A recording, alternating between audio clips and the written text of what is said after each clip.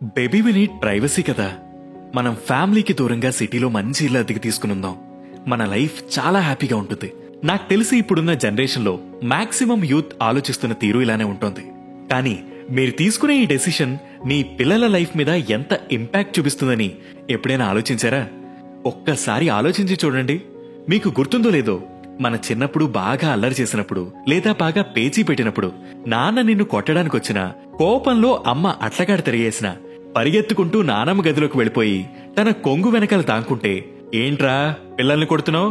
చిన్నపిల్లలన్నాక ఇలా అల్లరే చేస్తారు, నువ్వెంతకన్నా ఎక్కువ చేసేవాడివి, వెళ్ళిక్కడి నుంచి అంటూ నాన్న అమ్మ మీద కసిరి నిన్ను ప్రేమగా ఓదార్చిన రోజుల్ని, మనకి చిన్నప్పుడు చిన్న జ్వరం వచ్చినా జబ్బు చేసినా అమ్మా నాన్న బాగా కంగారు పడుతుంటే తాత వాళ్లని కంగారు పడదని చెప్పి మనల్ని భుజాన మోస్తూ తన వయస్సును కూడా మర్చిపోయి హాస్పిటల్కి పరుగులు తీసిన రోజుల్ని మర్చిపోగలరా? రాత్రి మనకు నిద్ర పట్టకపోతే నానమ్మ తన పక్కన పడుకోబెట్టుకుని మంచి మంచి కథలు చెప్తూ, జో అచ్యుతానంద జో జో ముకుంద లాలి పరమానంద రామ గోవింద అంటూ జోలపాడుతూ తన హృదయానికి హత్తుకుని జోకొడుతూ నిన్ను నిద్రపుచ్చిన రోజుల్ని ఎప్పుడైనా మర్చిపోగలవా? మరి మీ పిల్లలకి ఇంత ప్రేమ ఎందుకు దూరం చేద్దామని అనుకుంటున్నావు? మీకు తెలుసున్న విషయమే, అయినా ఇంకొకసారి చెప్తాను వినండి. అత్తా కోడళ్ల మధ్య చిన్న చిన్న గొడవలు రావడం సర్వసాధారణం.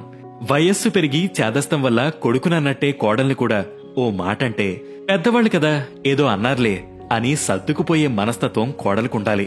అలాగే కొడుకు కోడళ్లు వాళ్ళనుకున్నట్టు నడుచుకోలేకపోయినా తరాలు మారుతున్నప్పుడు మనుషుల అవసరాలు, అభిరుచులు, అలవాట్లు మారుతూ ఉంటాయి అని అర్థం చేసుకుని అత్తామామ కూడా కొన్ని చూసి చూడనట్టు వదిలేస్తే ఆ కుటుంబాలు చాలా అందంగా, ఆనందంగా ఉంటాయి.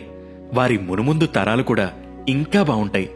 ఇదిగోండి, పిల్లల్ని పెంచడం అంటే అడిగిన వస్తువులు కొనిస్తూ, దాచిన డబ్బులంతా వాళ్ల కోసం ఖర్చు పెడుతూ వాళ్లని సుఖాలతో పెంచడం కాదు, మంచి చెడులు నేర్పిస్తూ, బుద్ధి జ్ఞానాన్ని అలవాటు చేస్తూ సంస్కారంగా వాళ్ళు ఎలా బతకాలో నేర్పించడం.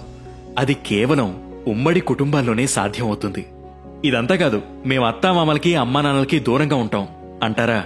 వేరింటి కాపురం పెట్టిన ఒక నెల చాలా బాగుంటుంది, 2వ నెల సుఖంగా ఉంటుంది, 3వ నెలలో తల్లిదండ్రులిద్దరూ ఉద్యోగానికి వెళ్లిపోతే పిల్లలు ఒంటరిగా ఏం చేయాలో తెలియక ఇంట్లో కూర్చుని ఆ అమెజాన్లు, నెట్ఫ్లిక్స్లు, టీవీలు, ఫోన్లు చూసుకుంటూ గాలి తిరుగుళ్లు తిరుగుతూ పెరుగుతారు. కానీ గుర్తుంచుకోండి, వాళ్ళు తప్పుడు మార్గాల్లో వెళుతున్నారని మీకు అర్థమైనప్పుడు, నా కొడుకుని కూతుర్ని సరిగ్గా పెంచలేకపోయానేమో అని మీకు అర్థమైనప్పుడు, తలలు పట్టుకున్నా, మిమ్మల్ని మీరు తిట్టుకున్నా జరగాల్సిన నష్టం జరిగిపోతుంది.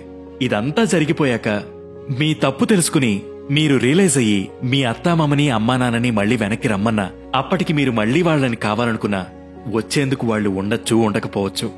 అందుకని నేను ఫైనల్ గా చెప్పొచ్చేదేంటంటే, నిజంగా పరిస్థితులు అనుకూలించక అమ్మానాన్నకి, అత్తామామలకి దూరంగా బతుకుతుంటే పర్వాలేదు, కానీ చిన్న చిన్న కోపాలకి, తాపాలకి అలిగి వాళ్లకి దూరంగా వెళ్ళిపోతే మీరు మీ పిల్లలే ఎక్కువగా నష్టపోతారు.